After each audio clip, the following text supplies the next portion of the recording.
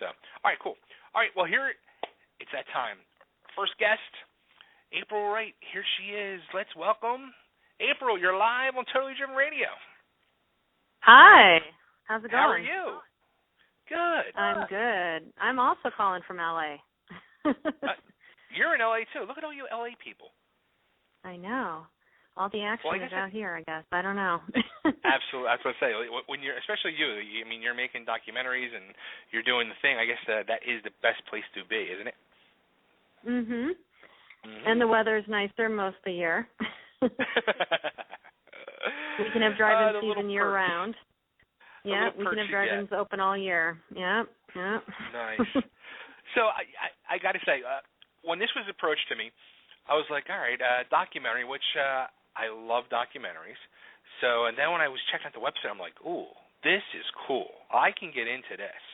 So here we are, and April has done a documentary. It's called Going Attractions, and it is about drive-in movie theaters. So what made you want to do a documentary on drive-in movie theaters? Well, I went to drive-ins growing up, and I also am a fan of unusual architecture. Like, I'm kind of obsessed with the Seattle Space Needle and the St. Louis Arch and things like that, and drive-ins were kind of that way, too. They were just massive screen towers. Some of them had houses in them, huge marquees, neon, all this stuff. So when they started closing down in the 80s, I would actually go out of my way to kind of look at them and just be like, wow, what must this have been in its heyday when it was all lit up and people were here? And so I just basically wanted to find out what happened to them. How could drive-ins be going away? Yeah, it's in my area. Like I'm from like the Philadelphia area, and there was one always. I remember a little kid being in the 70s. I grew up in the suburbs of Philly, and there was one that we would pass all the time when we would go to South Philly to visit our relatives, and it was the 61st Street Drive-In Theater, which I was going through, and it was not on your list of places that you visited. No, I traveled the country to make, this was a 7-year project, so this was a long side project, and I did travel the whole country. I drove all around to every single state. Alaska is the only place that I didn't get to. But I tried to find either open drive-ins or abandoned drive-ins, and if a drive-in had, like, really awesome photos, I would go to see what became of it, what's there today. A lot of times it was a Walmart or some kind of, big shopping store. So I didn't make it to all of them. I mean, there were almost 5,000 drive-ins at one time. So if the 61st Street got torn down at some point and there wasn't anything left of it or there weren't any good photos, I probably wouldn't have looked for it. But I tried to see as many as I could. I ended up seeing about 500 total, drive-in locations making the film, which is a lot. Yeah, and when I was going through the list, I was like, oh, my Lord. So you drove around the country doing all that? That's pretty awesome. Yeah, and actually I'd maybe seen 30 states when I started the project, so it was kind of an interesting side effect to get to almost all the other states and to really see the country at that level. Because, most of the drive-ins that are left and the remains that are left aren't in cities with airports. They really are in all the little towns scattered around the country. So it was an interesting perspective to kind of see the country and see what was left of the drive-ins everywhere. Now, when you came across ones, like you were saying, like some that are like either abandoned or now like Walmarts or something like that, did you get kind of upset or sad? Like, what did they do here? Like, why did they do that? Very much so. And I think that's kind of one of the points that comes across in the film is how the country has changed over the last 50 to 60 years, and in some ways not for the better. Because, a lot of where we used to, have drive-ins that were like nice outdoor spaces where we used to go spend time with our families or with our friends, they've been traded for, shopping centers where you can buy mass quantities of toilet paper or whatever, and it's just kind of weird that we spend our time doing that instead of doing family things a lot of the time nowadays. So There's Right. definitely a social commentary. And I did get upset, when you go and people always say real estate is what got the drive-in, but when you drive around and you see, empty lots that used to be drive-ins or abandoned drive-ins, you're like, that's not the whole story. It's not always real estate. The land isn't always developed. So I realized there were a lot of other factors that sort of culminated at the same time. Yeah, when I read that, when you wrote that in the bio, that really stood out to me because, like, the one I was saying at 61st Street in Philly, when that closed down, it literally sat there for years, just an empty lot for years, and as time went on, you watched the weeds grow. And the screen was there for, I might exaggerate a little, but maybe 10 years afterwards, maybe, like a 5 to 10 year range where that screen was still sitting there, and it was just a weeded, empty drive-in lot. And now it's probably, I think, like a junkyard or something like that, because it's surrounded by multiple junkyards. So, but I think that's what I think it is now. But there's another one that was right by where I live now that also wasn't on your list, and it was the Route 202 drive-in in Westchester, Pennsylvania, I think it was considered, or Glen Mills. And that one, I remember years ago too, after it had closed, the screen, same kind of thing, like the screen was up for many years, and it was just all fenced off, and you saw the weeds. But now I think it's just like an empty grass lot. Yeah, it does make you kind of sad because right now there is kind of a drive-in renaissance happening. People are kind of rediscovering the drive-in, and most of the ones that are left are really busy. And a lot of people are looking for drive-ins to, reopen. And, if they would have just lasted, another handful of years, maybe somebody could have brought those back. But it's a shame. Has there been any where that literally sat there for years and people have come in and tried to redo it, or? Oh, yeah, there's been a lot, actually. I had to look up statistics for another interview, and since the year 2000, there's been about 35 or more old drive-ins refurbished and reopened, brought back to life, and there's been another 35 to 40 brand new ones built from scratch. So that's a pretty large number when you realize there's under 350 drive-ins total, and that 70 or 75 of those are new or brought back to life in the last decade. So that's kind of cool. Although the total number is still going down slightly each year because there's still an equal number that are being torn down. So it's not no one knows really what the future is going to be, but people are optimistic that they're making a little bit of a comeback. Yeah, that'd be pretty cool to see. That really would. Now, how about with when you approached these drive-in theaters that were still in business to do your interviews for the movie? What was the reaction? Were people kind of thankful and wow, we're getting some respect and people care? Well, that's a good question because there have been, every once in a while there's articles or there's, things about drive-ins, but they all seem to be on the same theme, like nostalgia. Like, oh, we used to go to the drive-in back in the day, and we used to put these funny speakers on the windows. Isn't that funny? And, it's more sort of that point of view. But for these 350, families that are keeping these drive-ins going, it's not nostalgia. This is their everyday business. They have customers, and their businesses are thriving. So that kind of, drive-ins are done. Publicity, they don't like it as much because it doesn't sort of get the word out that drive-ins are out there. You can go to them, you can have a good time, and they're fun. So they were a little skeptical of me at first, and what my angle was and what story I wanted to tell. And I basically told them that my film is like a biography. It's the life story of the drive-in. It's from the beginning, all the ups and downs, all the way up to the present day. So I was going to cover, the good stuff, the bad stuff, the stuff in the history that, maybe they don't want to emphasize today, but they told me that was okay. They trusted me to tell the story, and especially because I'd put so much time into it and had such a commitment to it myself, that they ended up being extremely supportive. So yeah, I do what I can just to let people know that there are still drive-ins out there, and if you look for them, they're doing well, and that people should go check them out, especially if you haven't been to one in a while. I've never been to a drive-in. So you just passed those empty ones, but you never went? Yeah. You know what? That's crazy.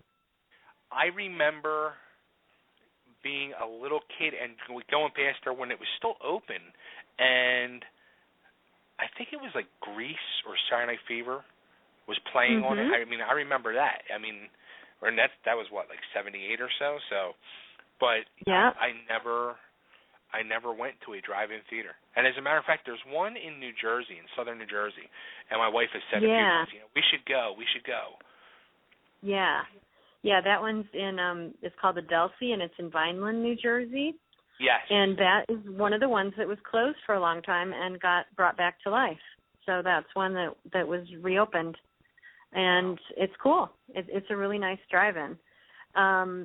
Yeah, it's so funny that you say that you never went, because there's a few people, if you were really in Philadelphia that were in cities that I talked to that never went to one. Now, most people, I mean, if you grew up between like 1940 and 1980, almost anybody you talked to went to a drive-in. It was just part of, growing up in the United States in those years. It was just something that mostly everybody did.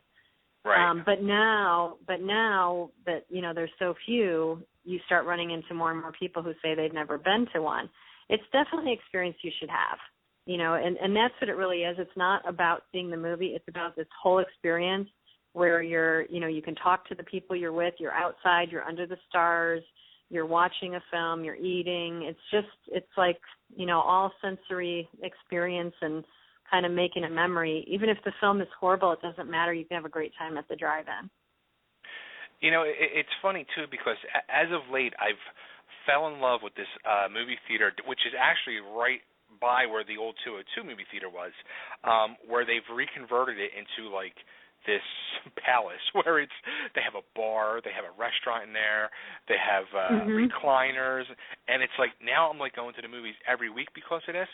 And when I was going through and doing the research and all, I actually felt bad. I was like, wow, I've fallen in love so much with this movie theater. I feel bad now that I haven't given a drive-in theater a chance. Well, you know what? Strangely, those two things kind of go hand in hand in a way, because, there was multiplexes for a while, and it was sort of this experience for younger people where, multiple screens and just more of a crazy scene on Friday and Saturday nights. But now you can basically create a screening room at your house. We've got big flat screen TVs and Blu-rays and downloadable stuff, and you can get such a good experience at home that now the trend in the industry is, just novelty exhibition and different experiences that you can't get at home. And so the upscale experience that you're describing is definitely happening all over the country in indoor theaters, because it makes it a whole experience where you can eat and recline in your chair and have a drink and watch your movie, and it's sort of a whole night out. And drive-ins are exactly that same idea, that it's a novelty experience you can't exactly create at home.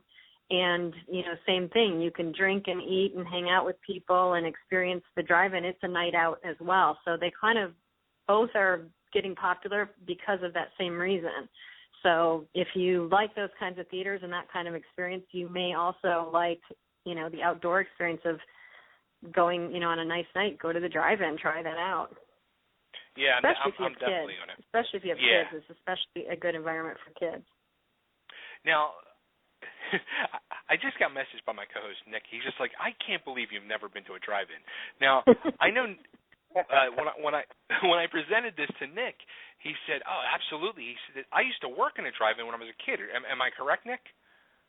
Yeah, well, what it was is we spent the summers with my grandfather in Austin, Texas, and he was a projectionist, and his wife ran the concession on the inside, and her parents actually owned the drive-in.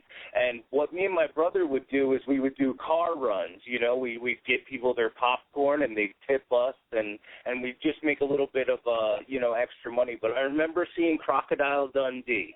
That's what I remember seeing on the screen. That's awesome.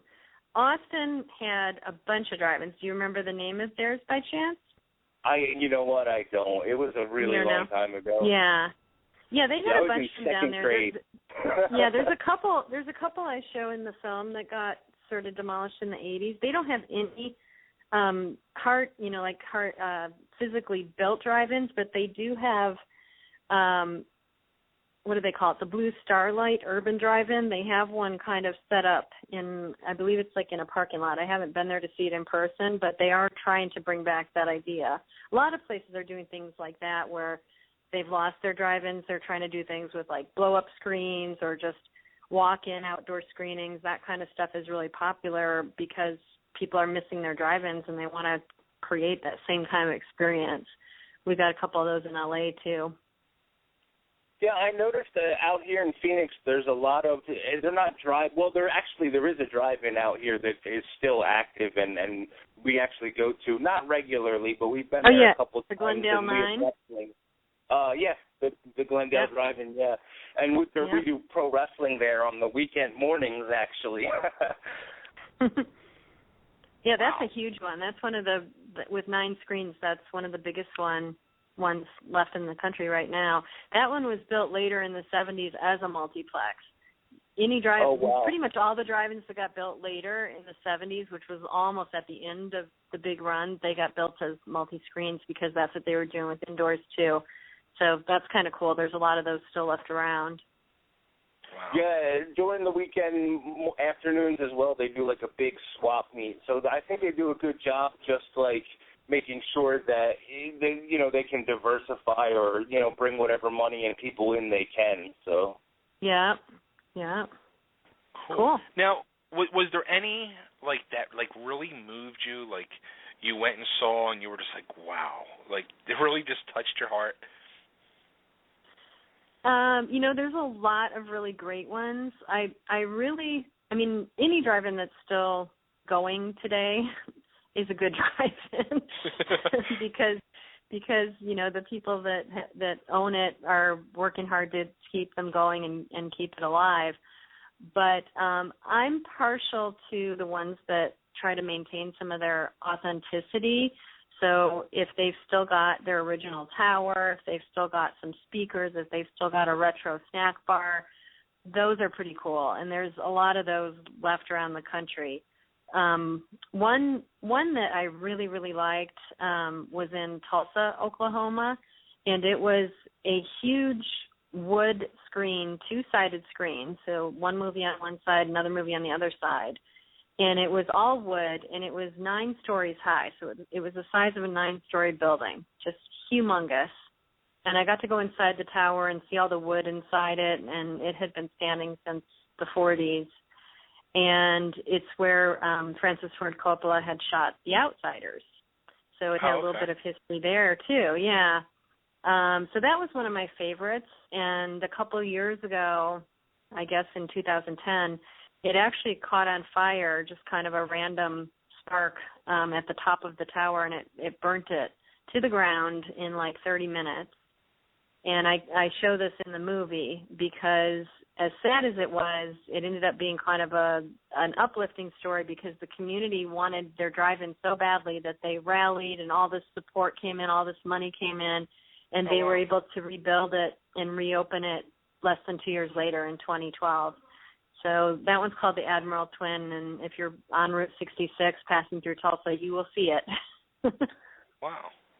Now, how about, like you mentioned that one, how about like the one that was in the movie Grease? Is that one still standing, or? No. That one was the Pickwick, and that was out in Burbank. And that one also you can see in the film with Roy Scheider, Blue Thunder. Okay. I don't know if anyone remembers that movie, but that was actually just on TV the other night. Oh, really? Yeah, it's these helicopter pilots with this, high-tech new kind of copter, and there's a whole action sequence towards the end of the film where they're chasing a suspect and they're around that drive-in. So, yeah, that was kind of a go-to movie drive-in a little bit because it was in Burbank.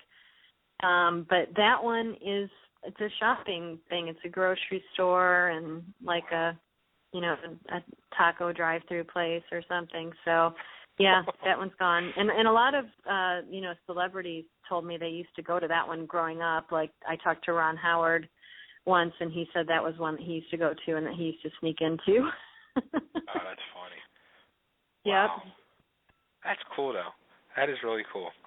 So, all right, 7 years you spent putting this together.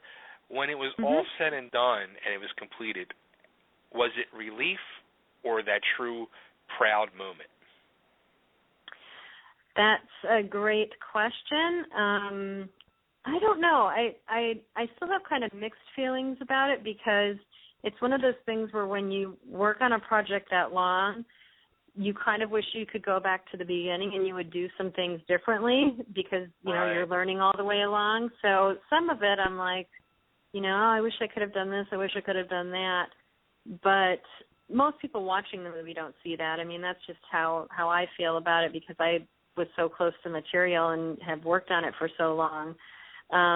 But so yeah, it's relief, and yet it's totally not done because ever since I finished the film, I've been traveling the country again, screening the film at theaters, at a lot of drive-ins, but also at a lot of indoor theaters too.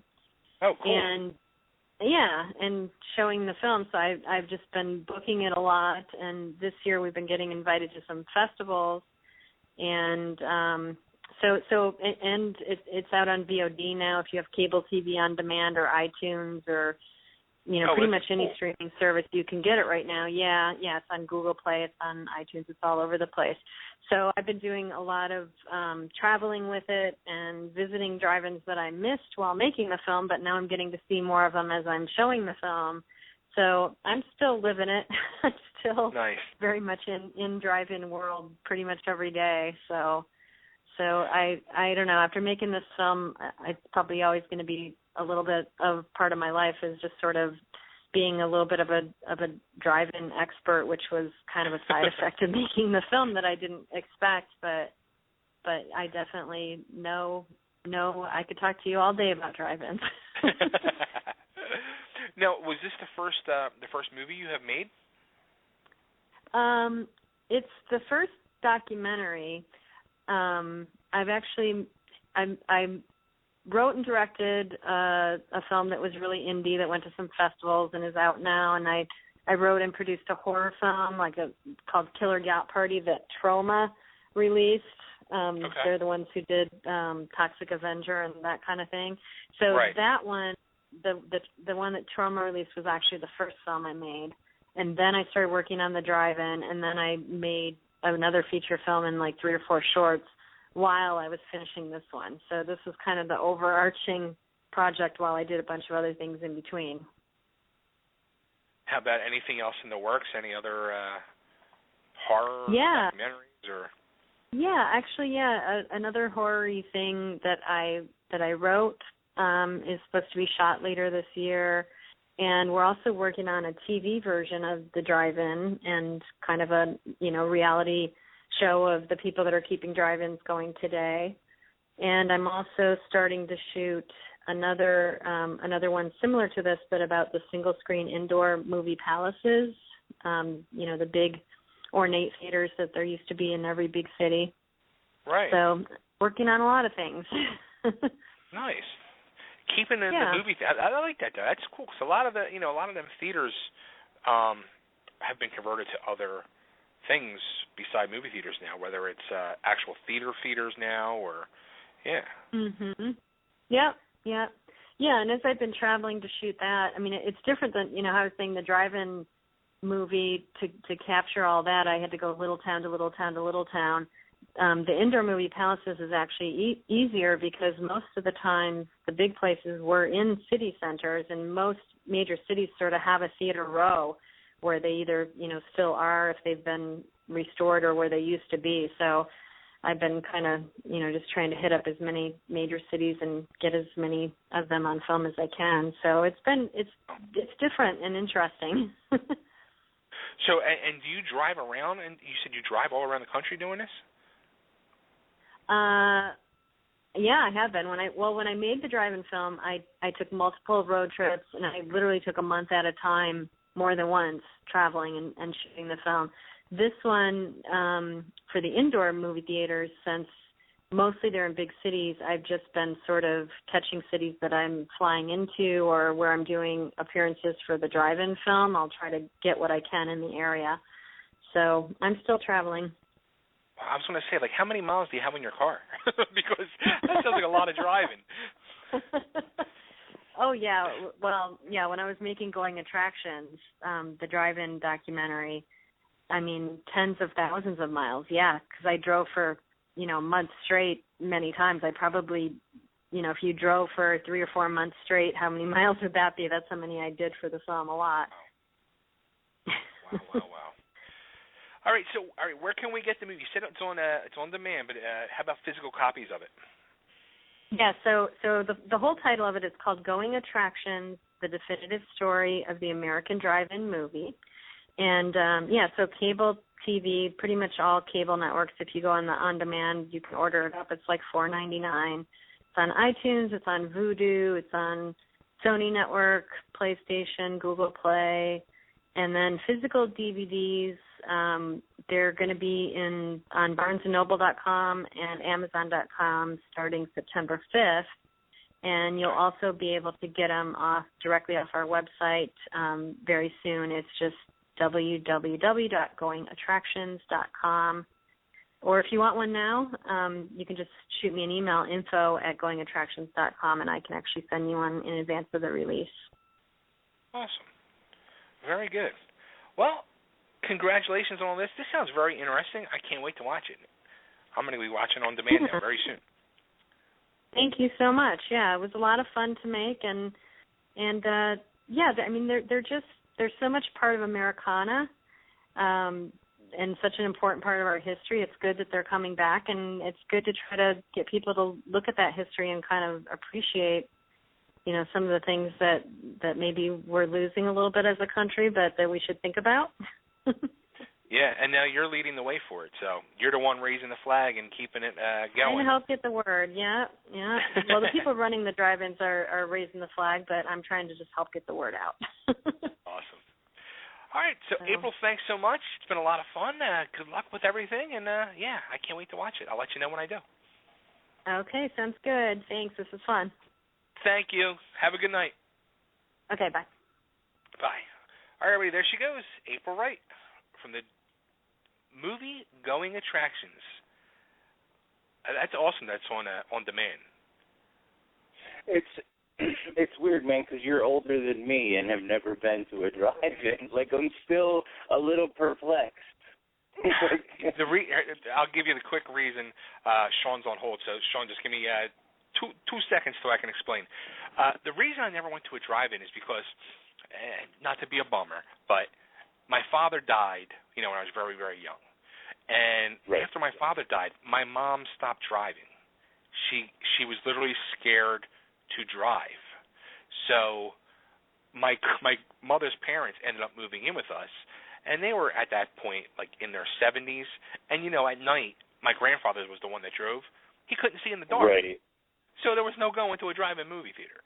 So the extent of my drive-in movie theater was me driving my ass onto my couch or my carpet and watching 3, 6, or 10. You know what I mean?